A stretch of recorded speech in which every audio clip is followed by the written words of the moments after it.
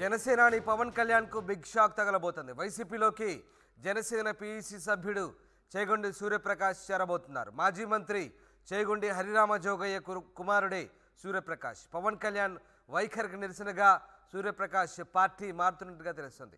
Seat విషయంలో Pawan clarity ఇవ్వకపోవడంతోనే అసంతృప్తిగా ఉన్నట్టుగా తెలుస్తుంది. ఇటీవలి కాలంలో పవన్ కళ్యాణ్ వ్యాఖ్యలు కూడా పార్టీ మారడానికి మరో కారణంగా కూడా చెప్తున్నారు. మరోవైపు హరిరామ జోగయ్య పవన్ కళ్యాణ్కు బహిరంగ లేఖలు కూడా రాస్తున్నారు. ఈ నేపథ్యంలో అటు మాటల యుద్ధం కూడా కొనసాగుతుంది. ఇటు సీటుపై క్లారిటీ లేకపోవడంతో పవన్ కళ్యాణ్ పార్టీ నుంచి ఆయన వైదొలుగుతున్నట్టుగా తెలుస్తోంది. వైసీపీలోకి జనసేన పీఏసీ సభ్యుడు చేగొండి సూర్యప్రకాష్ చేరబోతున్నట్లుగా సమాచారం. పవన్ కళ్యాణ్ వైఖరికి నిరసనగా సూర్యప్రకాష్ పార్టీ మారుతున్నట్టుగా తెలుస్తుంది. 2018లో ఆయన జనసేనలో చేరారు. తాజాగా పవన్ వైఖరికి నిరసనగా ఆయన వైసీపీలో చేరబోతున్నట్టుగా తెలుస్తుంది. ఈ నేపథ్యంలో ఆయన ముఖ్యమంత్రి జగన్మోహన్ రెడ్డిని కూడా కలిసే అవకాశం ఉన్నట్టుగా తెలుస్తుంది. ఎస్, కృష్ణమోహన్ లైవ్లో జాయిన్ అవుతున్నారు. కృష్ణమోహన్, చేగొండి హరిరామ జోగయ్య కుమారుడు సూర్యప్రకాష్ వైసీపీలో చేరబోతున్నట్టుగా తెలుస్తుంది. ఎందుకు ఆయన జనసేన పార్టీని వీడుతున్నట్లు? రామదాస్, వైసీపీలోకి హరిరామ జోగయ్య కుమారుడు సూర్యప్రకాష్ ఇప్పుడే పార్టీలోకి చేరబోతున్నారు. ఆయన ఇప్పుడే సీఎం ఇంట్లోకి కూడా వెళ్తున్న పరిస్థితి. సీఎంని కలవడానికి ఆయన నేరుగా సీఎంతో భేటీ కావడానికి ఆయన ఇంట్లోకి కూడా వెళ్తున్నారు. వరుసగా చూసాం ఇటీవల కాలంలో జనసేన అవలంబిస్తున్న ఈ కారణాలన్నిటిని కూడా, అయితే సీట్ల వ్యవహారంలో వ్యవహరిస్తున్న తీరు కావచ్చు, వీటన్నిటి మీద కూడా ప్రత్యేకంగా హరిరామ జోగయ్య వరుసగా తన లేఖలతో చాలా తీవ్రంగా విమర్శలు చేస్తున్న పరిస్థితి మనం చూసాం.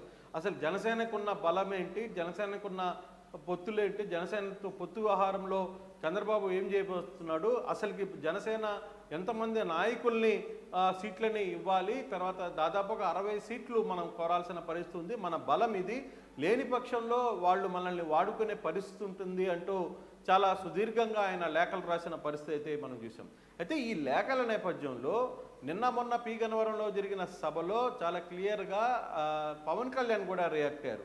కొందరు నాకు లేఖలు రాస్తున్నారు, కొందరు నాకు సూచనలు ఇస్తున్నారు అంటూనే, నేను తీసుకున్న నిర్ణయాన్ని విమర్శించే వాళ్ళు నా వాళ్ళు కాదు అంటూ కూడా పరోక్షంగా ఆయన హరిరామ జోగయ్యను గురించి మాట్లాడుతూ ఆయన చేసిన వ్యాఖ్యలు ఉన్నాయి. సో ఇవన్నీ కూడా వరుసగా జరిగాయి. అంటే హరిరామ జోగయ్య నా మనిషి కాదు, హరిరామ జోగయ్యను వైసీపీ కోవర్ట్గా భావిస్తున్నానంటూ కూడా అన్నారు. దానికి హరిరామ జోగయ్య కూడా ఒక లేఖ రాశారు.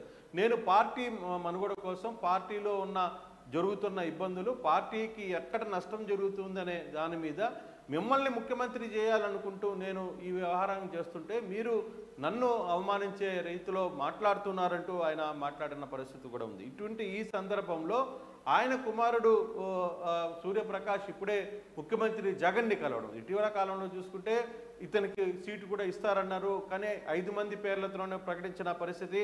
అయితే సీట్ల పంపకాలు, సీట్లకి సంబంధించిన నంబర్ గేమ్లో హరిరామ జోగయ్య వ్యవహారాన్ని చాలా సీరియస్గా వ్యతిరేకిస్తూ వచ్చిన పరిస్థితిని మనం చూసాం. అటువంటి పరిస్థితుల్లో ఇప్పుడు పవన్ కళ్యాణ్ కూడా నిన్న రియాక్ట్ కావడం, దాని మీద మళ్ళీ హరిరామ జోగయ్య రియాక్ట్ కావడం, ఈ నేపథ్యంలో సడన్గా ఈరోజు అంటే ఇప్పుడు దాకా ఉదయం దాకా కూడా హరిరామ జోగయ్య ముఖ్యమంత్రిని కలుస్తారని ఊహించలేదు. సడన్గా అతనికి కాల్ రావడం, ఆయన నేరుగా బయలుదేరి విజయవాడకు చేరుకున్నారు. ఇప్పుడే ముఖ్యమంత్రి కార్యాలయంలో కూడా ఆయన లోపలికి వెళ్తున్న పరిస్థితి అయితే చూస్తున్నాం.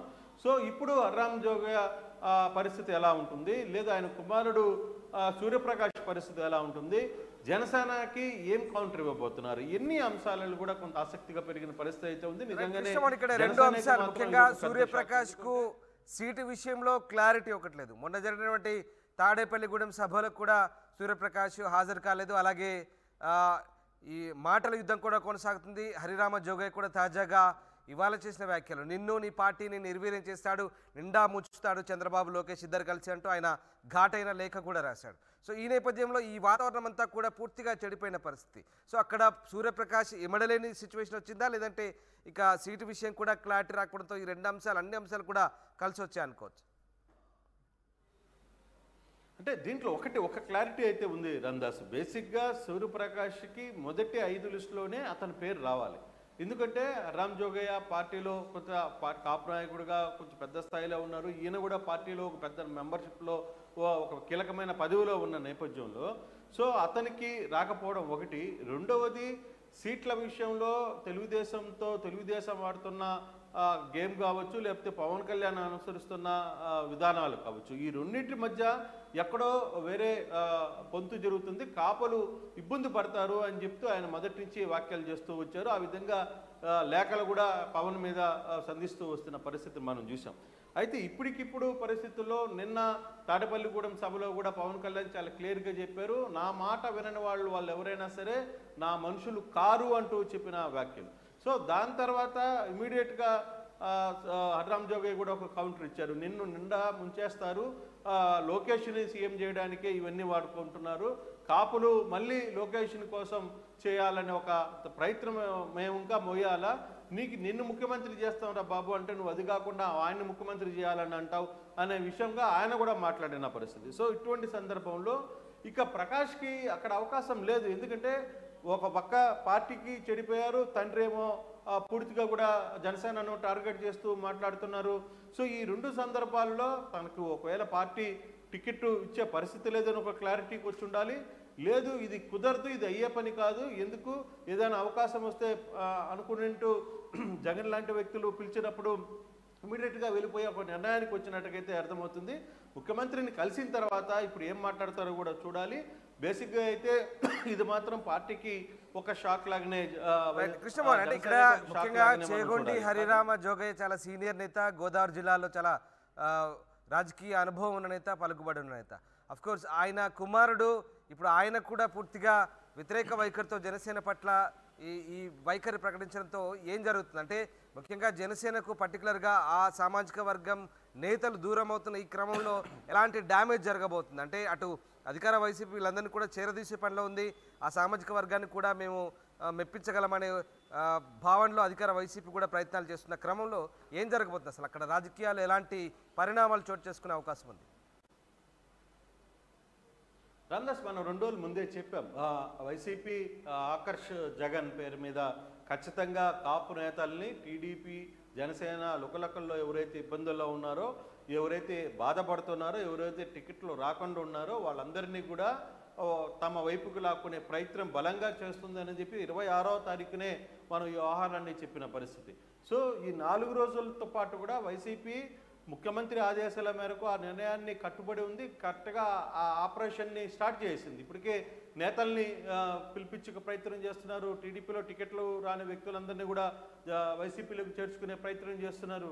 సో ఇదొక ఆప్షన్ వచ్చింది. ఇప్పటికే కాపులు కొంత ఇబ్బందిగా గురవుతున్నారు, ఎందుకంటే కాపు గ్రూప్స్లో కావచ్చు, కాపు నాయకులు కావచ్చు, కాపుకి సంబంధించిన కొంతమంది యువనేతలు కావచ్చు, వీళ్ళందరూ కూడా 24 సీట్లకే మనం పరిమితం కావడం అనేది మా కాపులకు నచ్చట్లేదు అనే అంశాన్ని తెర మీదకి తీసుకుని వస్తున్నారు. బాహాటంగానే పవన్ కళ్యాణ్ విమర్శించే స్థాయికి వచ్చారు. సో వాళ్ళందరూ కూడా తమ గలాన్ని బయటకు వచ్చే స్థాయి జరుగుతోంది. సో అటువంటి పరిస్థితుల్లో అక్కడ సీటు వచ్చినా కూడా మనం గెలవలేమే అనుకుని కూడా ఉండవచ్చు. సో అటువంటి పరిస్థితుల్లోనే ప్రకాష్కి అవకాశం వచ్చింది. సో ఇమీడియట్గా అతను ఈరోజు ముఖ్యమంత్రిని కలవడానికి వచ్చారు. సో ఇది మాత్రం కొంత అక్కడున్న ఉభయ గోదావరి జిల్లాల్లో ఉన్న కొంత కాపు సామాజిక వర్గంలో కావచ్చు, లేకపోతే జనసేన పార్టీకి కావచ్చు, కొంత ఇబ్బందికరమైన అంశంగానే మనం చూడాల్సిన పరిస్థితి అయితే మనకు కనబడుతుంది. Ramdas right, yes sir, thank you very much Krishnamohan, thanks for the update. ఇది మొత్తం మీద ఉభయ గోదావరి జిల్లాలో జనసేన పార్టీకి కొంత ఎదురుదెబ్బ తగిలే అవకాశాలు కనిపిస్తూ ఉన్నాయి. పార్టీ పిఎస్సి సభ్యుడు సూర్యప్రకాష్ వైసీపీలో చేరబోతున్నారు.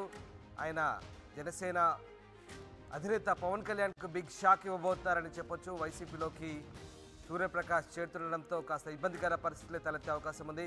మాజీ మంత్రి చేగొండి హరిరామయ్య జోగయ్య కుమారుడే సూర్యప్రకాష్. పవన్ కళ్యాణ్ వైఖరి నిరసనగా ఆయన పార్టీ మారుతున్నట్లు తెలుస్తోంది. సీటు విషయాల్లో కూడా పవన్ క్లారిటీ ఇవ్వకపోవడంతో అసంతృప్తితో ఉన్న ఆయన వైసీపీలో చేరేందుకు నిర్ణయించుకున్నట్టుగా తెలుస్తుంది. ఆయన ముఖ్యమంత్రి కూడా కలిసినట్లు సమాచారం.